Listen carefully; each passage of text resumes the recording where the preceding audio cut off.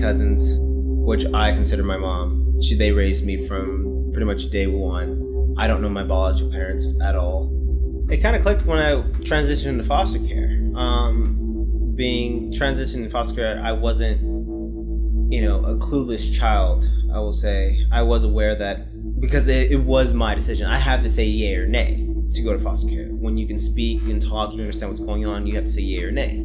And going to foster care, they ask you, do you understand what's going on? Yes, I do.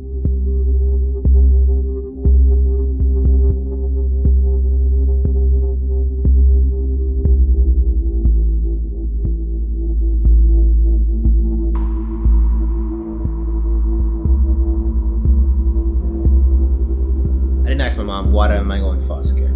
I didn't ask my foster mom, why am I in foster care? I just learned to understand it in my own mind.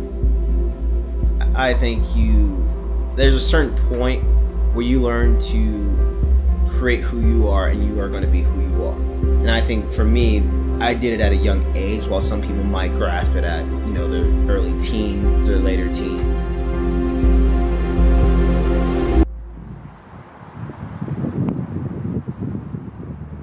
So again, I joined the Marine Corps 2007. Reasoning just to experience war, just to get away from the city that I lived in, and just find a sense of just who I am. And I felt I would learn all that in the Marine Corps.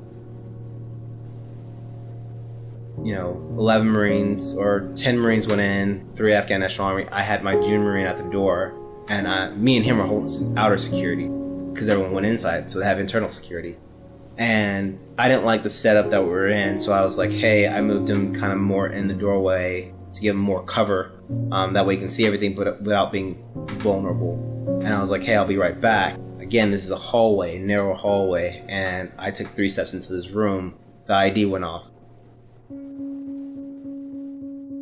So when that happened, it was kind of a quick alteration of how I viewed life. It was just like, it could end now, it could not end now, but there was instant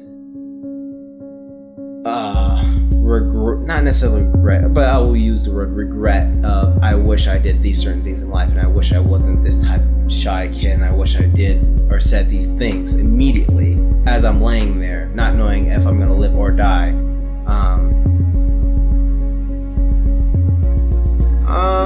Not telling my mom I love her more.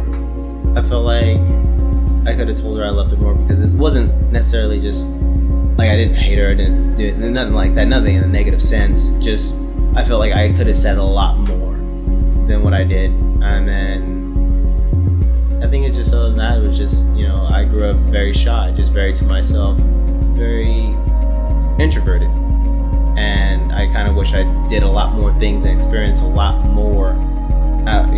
As I felt when I was laying there, I was kind of felt like I turned down a lot more to be by myself rather than experience a lot more of life. So those are the 2 things that I can remember right now that I regretted in a sense.